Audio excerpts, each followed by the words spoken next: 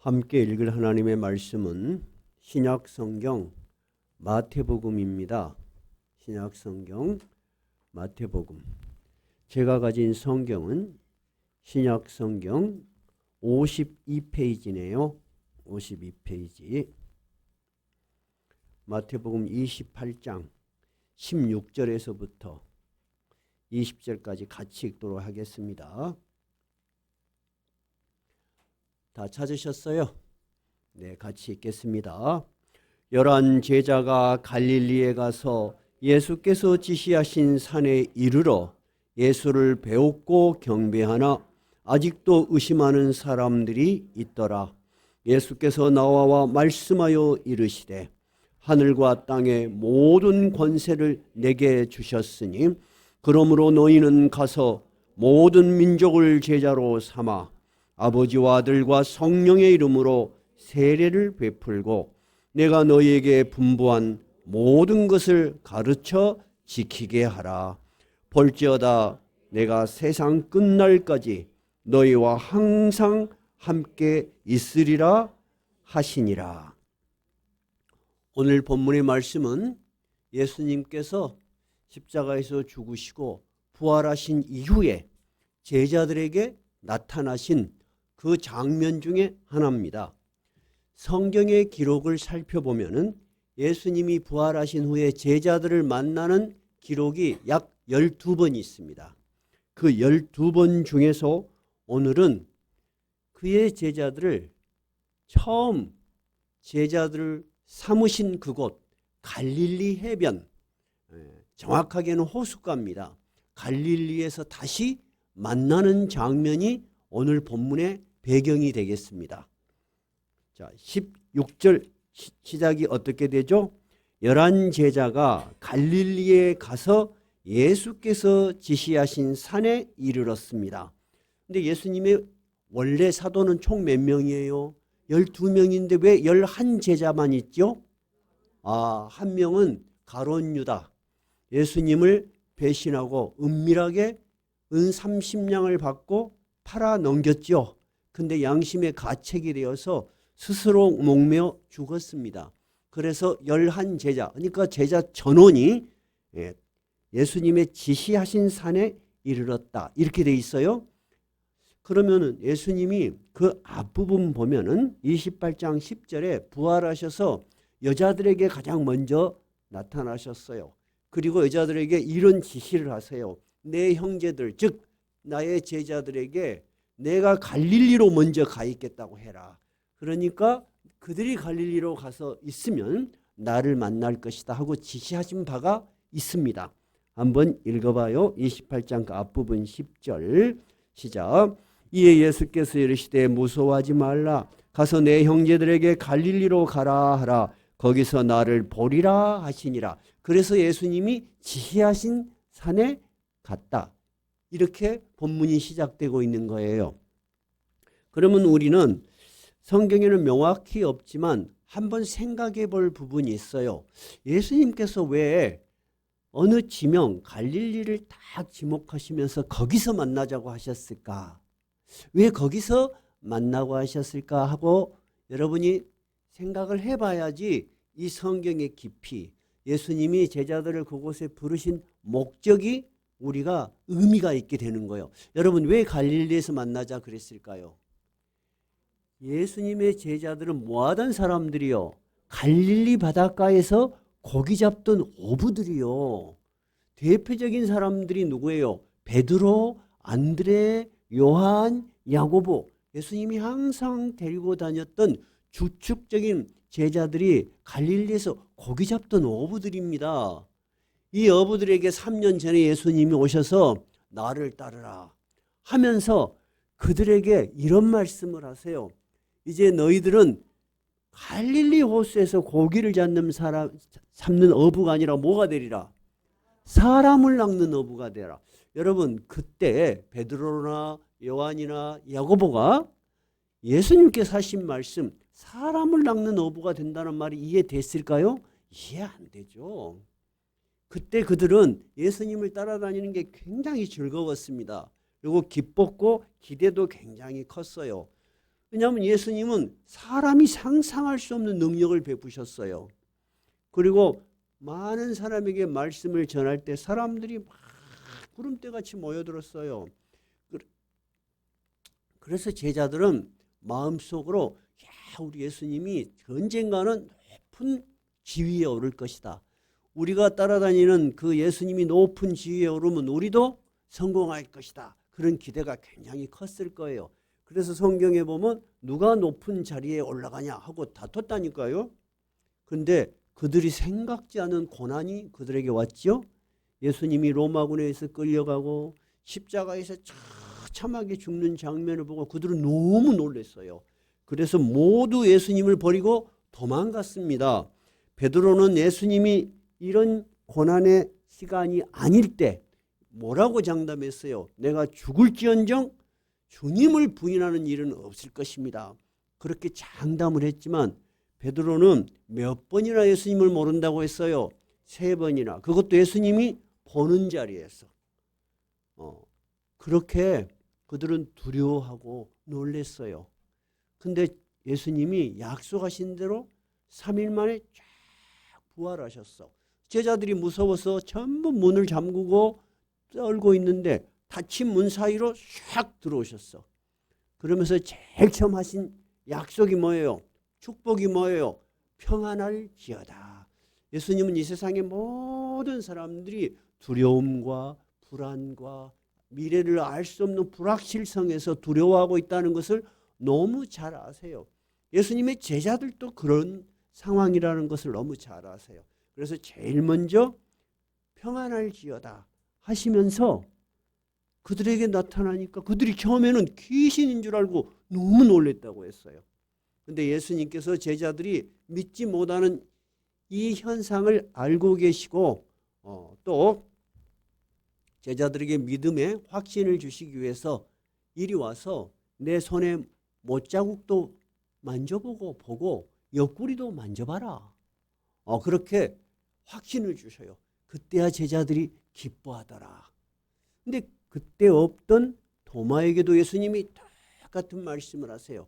그때 도마가 뭐라고 신앙 고백을 해요? 나의 주시오, 나의 하나님이십니다. 사람은 상상할 수 없는 일이잖아요. 그래서 나의 주시오, 나의 하나님이십니다.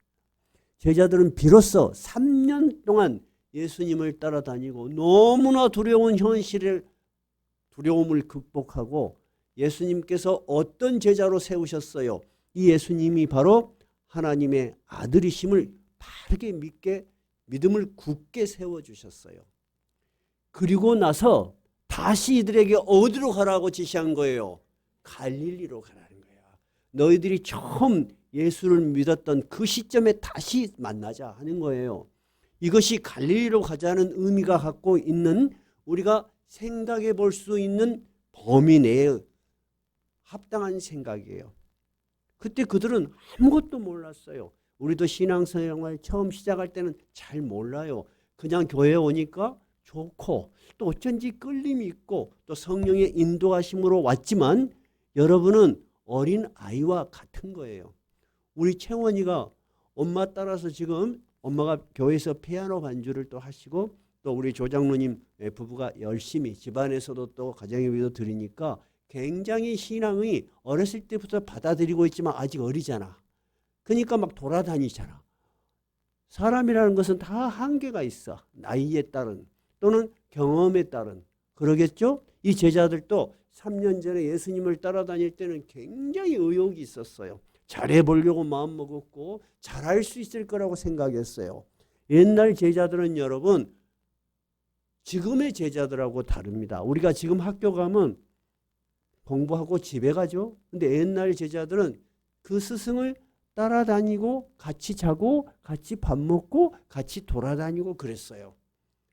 그래서 제가 지난번에 이야기했지만 우리처럼 일주일에 한두 번 오는 교인들을 기준으로 한다면 그들은 20년 이상을 교회 다닌 사람들이야.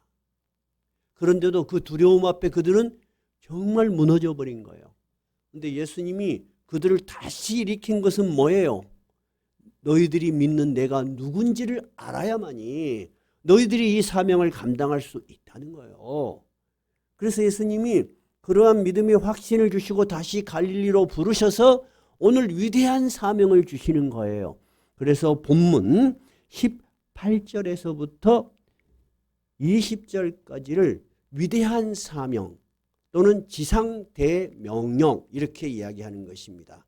한번 따라해 보실래요? 위대한 사명 또는 지상대명령.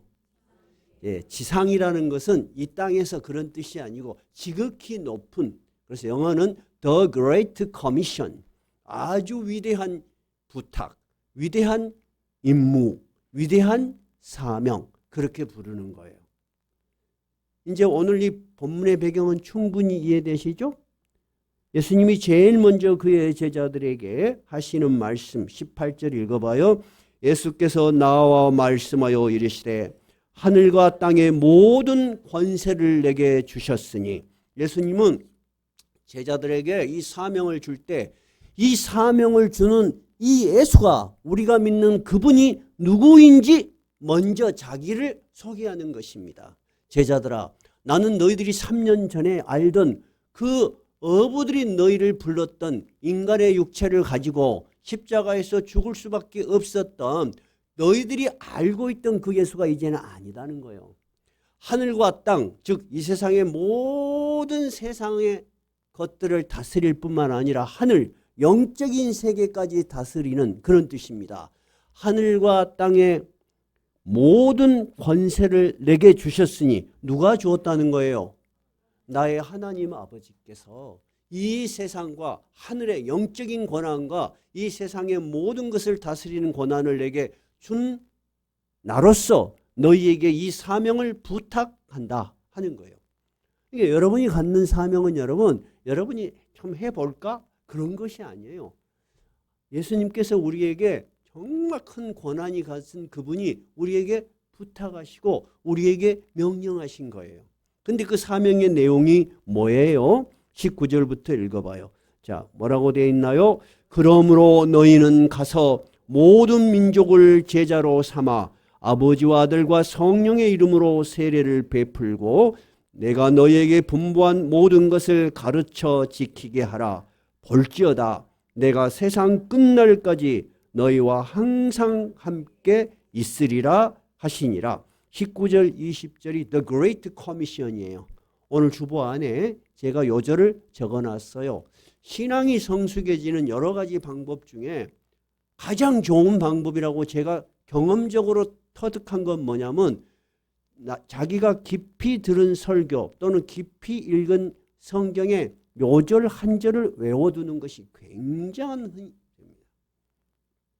그래서 여러분 매주 우리가 설교를 하면 꼭 암기할 요절을 제가 오른쪽에 적어놨어요. 여러분이 스스로 일주일 동안 내가 하나님의 말씀을 오늘 들었는데 굉장히 감동이 있다. 그러면 얼마나 외울 때 힘이 되겠어요. 그죠?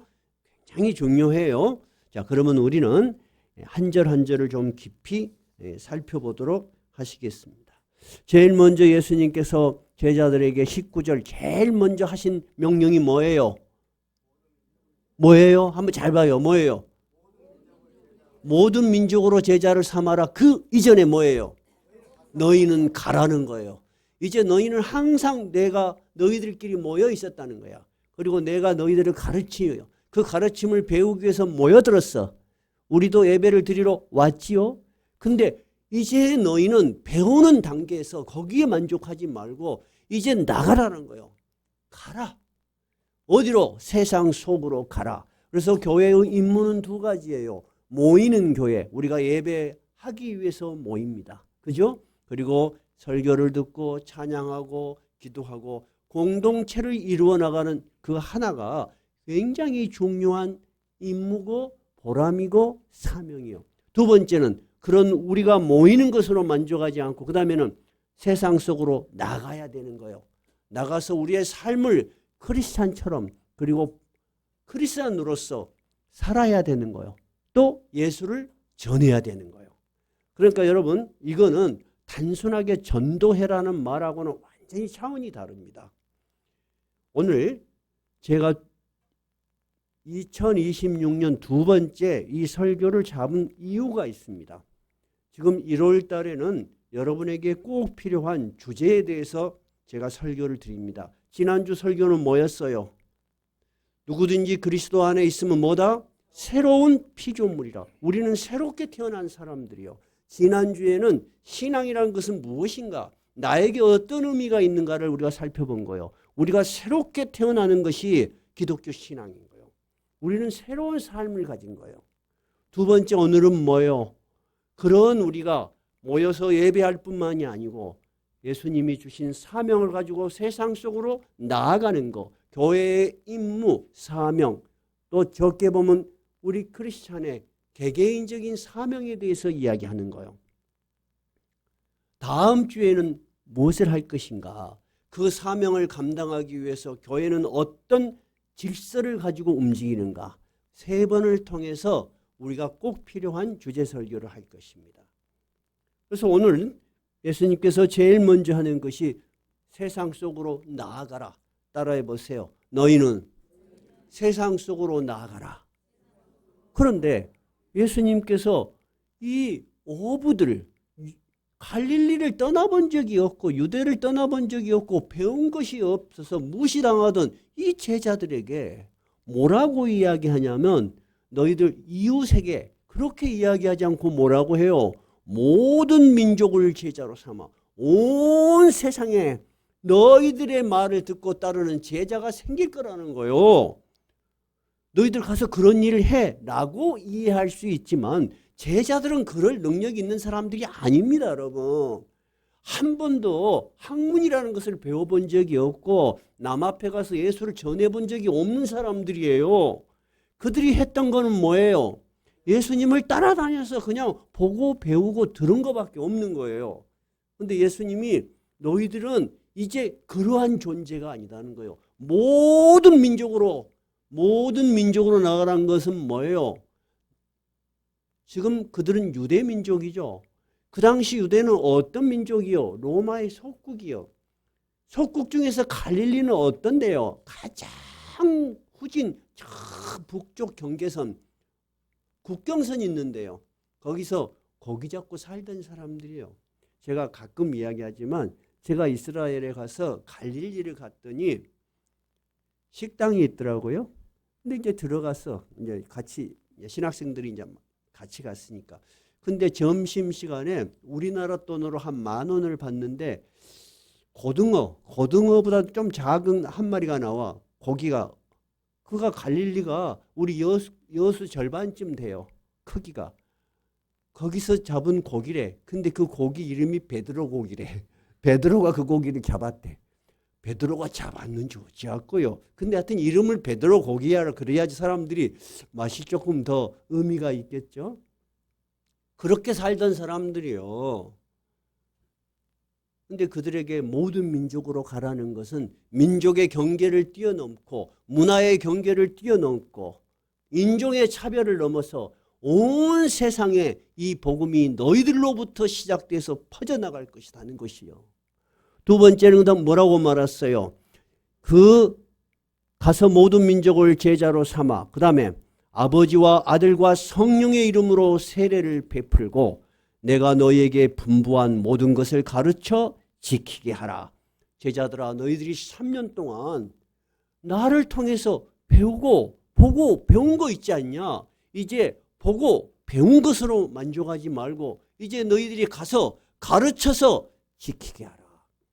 여러분 신앙이라는 것은 우리가 생각할 때 오늘 예배 갔더니 참 은혜가 되고 참 마음에 평안해지더라. 굉장히 좋은 거예요. 근데 신앙이 거기에 머무르면은 여러분 힘이 없어요. 힘이. 지난번에 우리 교회에서 이웃사랑 초청 예배를 드렸습니다. 다들 기억하시죠? 이웃사랑 초청 예배를. 근데 집사람이 자기 오빠 동생 한 10년 전도했는데 안 왔어.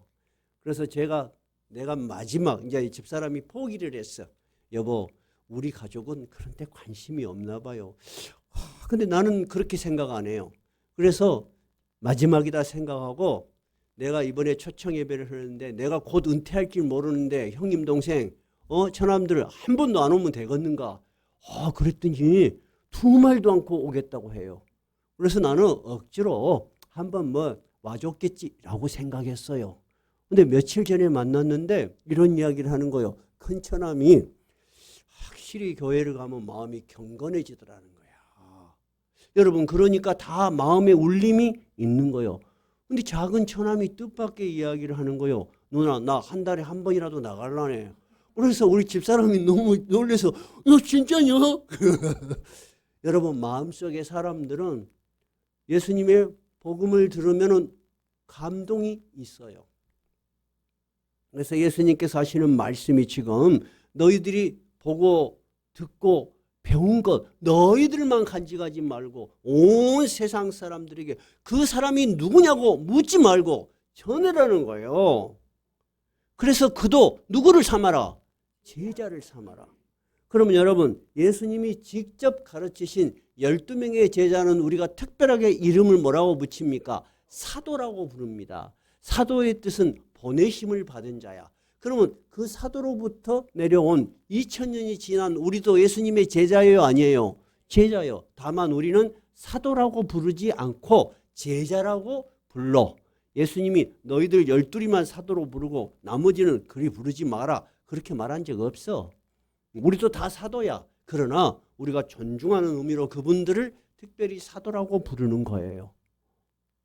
그래서 예수님이 하시는 말씀이 이 제자들에게 그 이야기를 하는 거예요. 근데 여러분, 이 명령을 들은 제자들이 우리가 온 민족으로 가서 복음을 전하면 온 민족이 예수를 믿고 우리의 말을 따를 것이라고 상상할 수 있겠어요? 상상할 수 없어요. 그들은 그런 것을 생각해 본 적도 없고 그런 훈련을 받은 적도 없어요, 여러분. 요즘은 여러분이 해외를 자주 나가십니다. 해외를. 그렇죠? 아주 껐떡으면 해외 나가시고 그렇게 쉽게 나가신다고만. 옛날 우리 때는 그리 안 했어요. 누가 미국 간다 그러면 온 교인들이 일어서서 박수 쳐줬어. 그리고 누가 이민 간다고 하면 막 성공한 줄 알았어. 진짜로. 편지를 하나 미국에 붙이면은 왔다 갔다 2달이 걸렸어요. 2달이. 근데 여러분, 이 사람들은 2000년 전 사람이요. 고기 잡던 어부들이 어떻게 자기들이 온 민족으로 가서 제자를 삼는다는 말입니까? 상상이 안 될 거예요. 그런데 예수님이 그것을 아셨어. 그래서 그들에게 용기와 확신을 주시는 것이 제일 마지막 절이에요. 자, 20절 제일 마지막에 뭐라고 했나요? 내가 세상 끝날까지 너희와 항상 함께 있으리라 하시니라. 그 앞에 단어가 하나 있어요. 뭐예요? 볼지어다. 근데 제자들이 그 말을 듣고 이해를 못할 거 아니에요. 어떻게 그것이 이해가 되겠습니까, 여러분? 여러분도 그런 생각하실 수 있어요. 내가 전하면 설마 저 사람이 믿을 수 있을까? 여러분, 그런 생각 충분히 할 수 있어요. 여러분, 전도를 한번 했더니 어떤 사람이 믿어. 여러분, 너무 놀라워, 안 놀라워? 놀랍고 기쁘지요. 근데 어떤 두 번째 했어. 그랬더니 그 사람이 믿읍디요? 반대를 합디요? 반대를 하고 나한테 앞으로 그런 말 하지 마라. 그런 말 하면 나 진짜 불편해. 라는 말을 들은 적 있죠. 그러면 갑자기 여러분 어떻게 돼? 엄청 위축돼 버려. 하고 지금 우리 주경성 권사님이 어제 그 말을 했어. 목사님, 내가 전도를 하고 했는데 한번 그런 일을 당하니까 두려워요. 여러분, 그럴 수 있겠잖아요. 그렇죠? 근데 예수님이 하시는 말씀이 이 사명을 감당하는 것은 너희들 혼자 하는 일이 아니다는 거예요. 그래서 볼지어다. 이것은 영어로 로라는 단어를 써요. L-O. 로는 주목하여 봐라는 거예요. 헬라어로는 이도. 주목하여 봐라. 예수님이 제자들을 다시 자기에게 주목하도록 하신 거예요. 주목, 나를 봐라. 내가 약속을 하마. 이 사명을 준 내가 너희와 이 세상 끝날까지 항상 함께 있을 것이다. 너희들이 그것을 믿어라 하는 거예요. 여러분, 그러면 우리가 예수를 전하는 것은 나의 일이기도 하고 우리 교회의 일이기도 하지만은 누구의 일이에요? 예수님 자신이 우리를 통해서 일하시는 거예요. 그래서 예수님은 이 제자들이 너무 힘들고 너무 고통스럽지 않도록 또 하나의 명령과 약속과 능력을 주셔요. 그게 뭐예요? 성령을 주셔요. 제자들에게 전도를 하기 전에 이들에게 너희들은 예루살렘을 떠나지 말고 가만히 있어라 그래요. 왜 가만히 있으냐? 너희들이 기도하면서 기다려라. 하나님께서 나하고 약속하신 성령을 보내줄 것이다. 우리에게 여러분, 네가 힘들지만은, 네가 어렵지만은 이 일을 감당해라고 하시지 않아요. 우리에게 무엇을 주신다고요? 성령의 능력을 주셔. 자, 여기다 책갈피 딱 꽂아놔 보세요. 한번 읽어보실 필요가 있어요. 자, 사도행전 그 뒷부분이에요.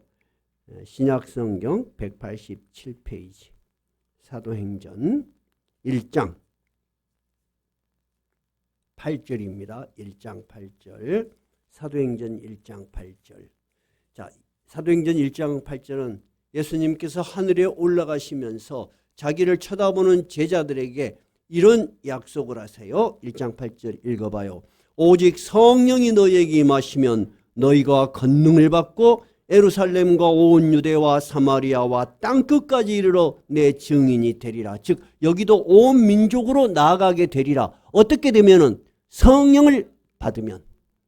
이해가 되셨어요? 여기에서 8절에 성령이 너희에게 임하시면 너희가 권능을 받고, 권능의 뜻이 뭘까요? 권능, 파워입니다. 파워. 너희들에게는 연약해, 너희들은. 근데 성령이 임하시면 너희가 알 수 없는 내면에 강력한 힘이 생길 것이라는 거야. 그 성령이 임하시면 너희들이 이 일을 시작해라는 거야. 예수님은 하나님이셔. 하나님은 우리를 만드신 분이요. 우리가 얼마나 연약하다는 걸 너무 잘 아셔. 우리가 감당할 수 없는 일을 절대 안 시켜. 저도 제 인생에서 경험했어요. 내가 이렇게 가면 죽을 줄 알았어. 근데 하나님을 믿고 의지하고 그 길을 나아가니까 죽기는커녕 새로운 길이 열리는 거야. 저도 여러분하고 똑같이 이 세상에서 많은 일들을 하면서 살았잖아요. 내가 계산하고 내가 노력하고 내가 이루고 그것만 익숙해졌던 사람이야.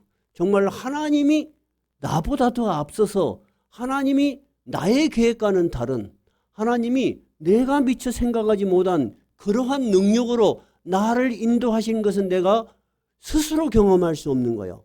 어떻게 해서 이런 것이 경험될까요?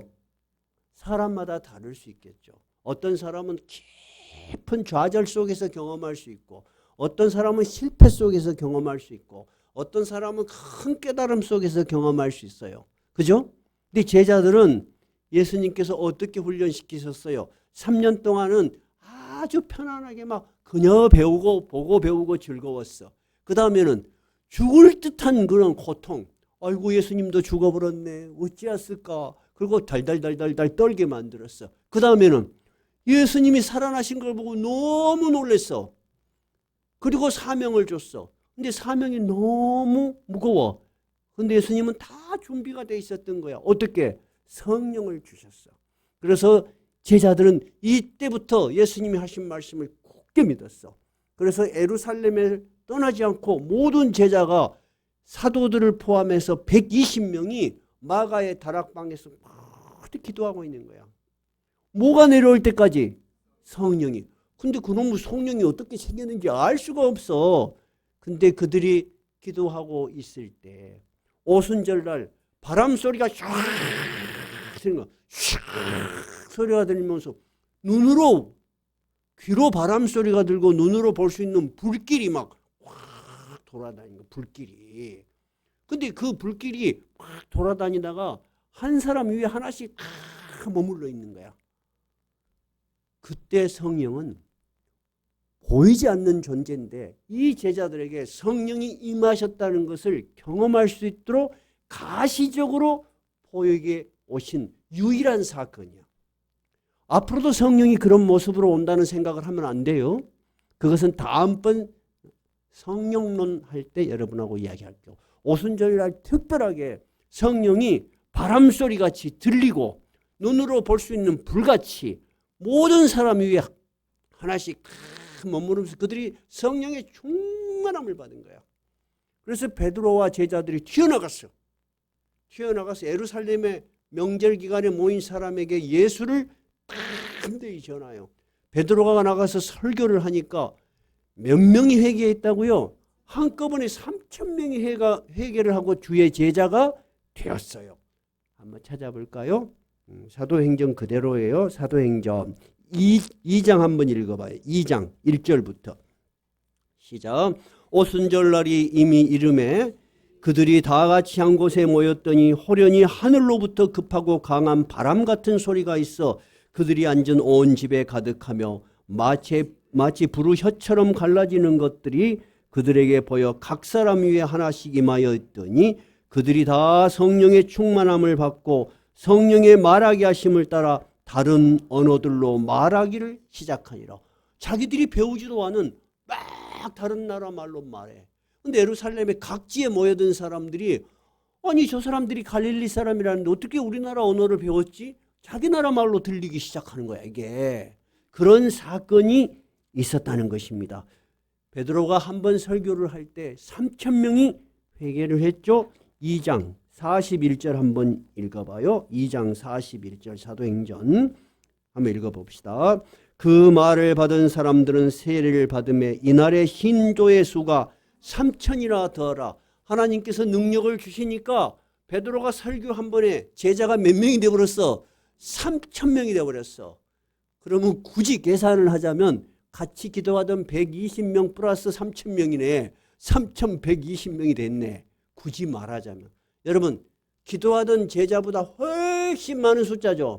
이들이 상상할 수 없었던 일들을 하나님은 알고 계셨고 예수님은 계획하고 계셨던 거예요. 근데 우리는 그 전에는 알지 못해. 어떤 일이 일어날지 우리는 다 몰라. 그러죠? 우리가 할 수 있는 건 뭐요? 그냥 묵묵하게 그 사명을 감당하면 되는 거예요. 저도 여기서 개척교회를 시작했지만 한 5년 동안 한 분도 없었어. 성인은. 어쩌다가 한 분, 두 분. 그리고 고맙게도 우리 자녀들이 그때는 청년이었으니까 그나마 처음 개척 예배를 할 때 5명의 세례교인이 있어야 돼. 근데 우리 자녀들 둘이, 우리 집사람, 나, 다른 사람 하나. 그렇게 시작해요. 근데 세월이 가. 묵묵하게 그 길을 가는 거야. 그러니까 여러분 지금은 많지요? 지난번 식사하실 때는 자리가 없어갖고 전도 그만해도 되겠다, 자리가 없다 그런 분도 있었어. 너무나 즐거우니까 하신 말씀이지. 여러분 그렇게 될 줄 아무도 몰랐잖아요. 저는요 몰랐어요. 저는 어느 날 앉아서 기도하면서 뒤를 보면서 하나님 제가 은퇴할 때 이 교회 반쯤 찰까요? 그랬다니까요. 근데 반이 뭡니까? 지금 곧 다 차고도 남겠죠? 알 수가 없는 거예요. 우리가 할 수 있는 것은 그분을 믿는 거예요. 그리고 그분의 가르침을 따라서 사명을 감당하면 되는 거예요. 예수님은 뭐라고 말해요? 내가 너희에게 가르친 모든 것을 너희도 가르치고 지키게 하라. 그렇게 살게 하라. 그러면 여러분 입장에서는 어때요? 배우고 지키며 살면 되는 거야. 어려운 거 아니에요. 그것이 여러분 오늘 본문 마태복음 28장 가장 위대한 명령이 우리에게 의미하는 것이에요. 자, 그럼 다시 마태복음으로 갑시다.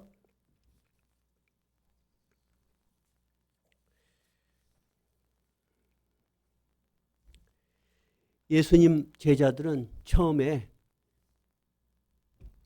예수님과 함께 다닐 때 아무것도 모르고 배운 바 없었던 그들이요.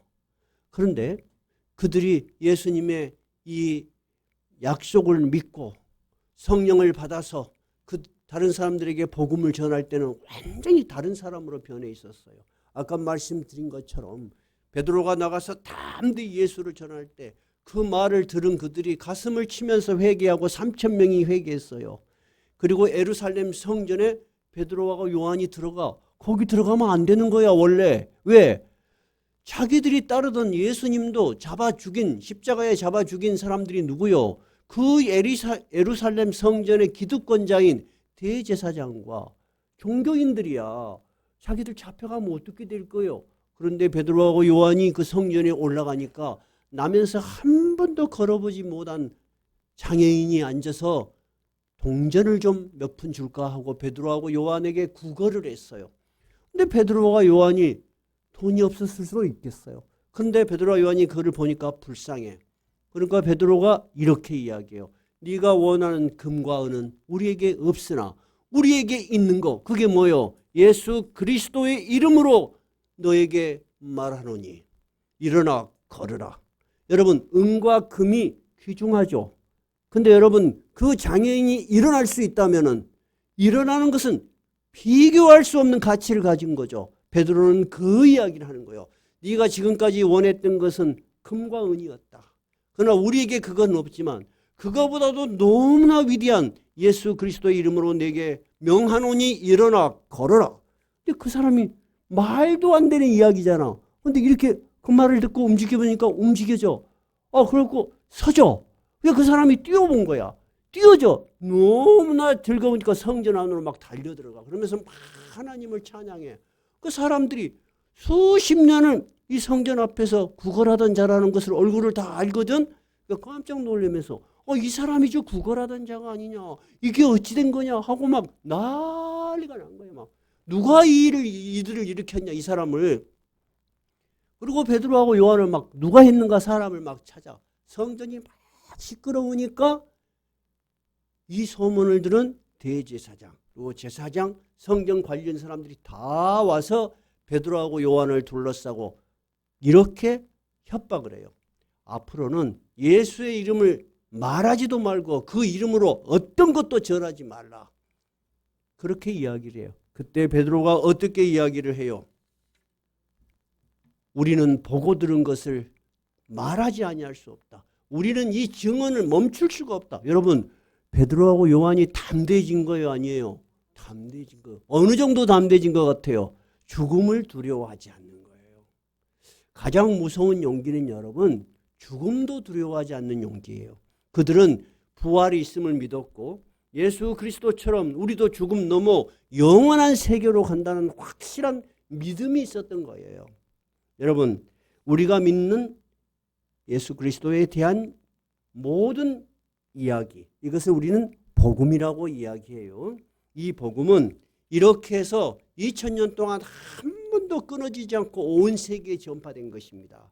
그 당시 사도들은 모두 순교의 십자가를 지고 죽었지만은 313년 불과 200년 조금 지나서 로마는 이 기독교를 국교로 받아들였습니다. 예수 믿는 사람들은 아무리 못 믿게도 계속 불어나는 거야. 이게 당할 수가 없어. 차라리 이들을 박해하지 말고 국교로 삼자. 313년에 로마는 드디어 예수님의 이름 앞에 무릎을 꿇었습니다. 그런데 여러분 로마를 이어서 세계를 지배하던 나라가 어디요? 해지지 않는 제국 어디? 대영 제국의 국교가 어디요? 기독교예요 여러분. 지금은 세계 최강의 나라가 어디예요? 미국이죠. 미국의 국교인 종교는 헌법적으로 명시되어 있지 않습니다. 그런데 미국의 모든 대통령이 어디에다 손을 얹고 대통령 선서를 해요? 성경입니다. 성경에 손을 얹고 성경에 손을 얹는다는 것은 나는 하나님의 권위와 예수 그리스도 하신 모든 일들을 믿고 그 앞에 신실하게 대통령직을 수행할 것을 선언합니다 하는 이야기죠. 여러분 우리 눈에 보이지 않는 것이 아니에요. 이 미약한 제자들이 전한 복음이 예수님 말씀처럼 온 민족으로 전파되고 있고 온 세상을 다스리고 있는 것입니다. 우리가 그것을 실감하지 못할 뿐입니다. 그러면은 세상에서 제일로 이해 안 되는 나라같이 생각되는 러시아의 국교는 뭘까요? 정교의 기독교입니다, 여러분. 그 이상하다고 생각하고 지 맘대로 하는 것 같은 푸틴도 진실한 크리스찬입니다, 여러분. 여러분은 인터넷에 쳐보세요. 푸틴이 기독교 신자입니까? 치면은 AI가 답을 합니다. 네, 그렇습니다. 제가 다 해봤어요. 여러분, 우리가 몰라서 그러지 이 세상에 몇 사람이 이 세상을 다스리는 것이 아니에요. 예수 그리스도께서 말씀하신 그대로 하늘과 땅의 모든 권세를 가진 예수 그리스도께서 이 땅을 다스리고 계신다는 믿음이 있을 때 여러분은 이 세상에 흔들리지 않을 수 있어요. 그리고 이 세상의 것들을 그렇게 두려워하거나 무서워할 필요가 없는 거예요. 우리의 평안의 근거는 그런 것입니다. 이렇게 예수 그리스도의 복음은 지금도 온 세상을 다스릴 뿐만 아니라 한 사람 한 사람에게 참으로 귀중한 것입니다. 지금이 2026년이죠. 2025년 12월 31일 날 우리 유향자 원사님한테 제가 전화를 받았습니다. 늦음하게. 목사님 부탁이 하나 있는데요. 그래서 나는 무슨 어려운 일이 생기는가 하고 무슨 일이실까요? 했더니 전에 우리 교회에 초청 예배를 보냈던 한 분이 암으로 고생하시다가 아무래도 오래 사실 것 같이 못해서 고향에 가까운 병원으로 와 있는데 목사님 언제 시간이 나면 한번 예배를 한번 다 봐주실 수 있으실까요? 그래요. 그래서 제가 권사님 내일 갑시다.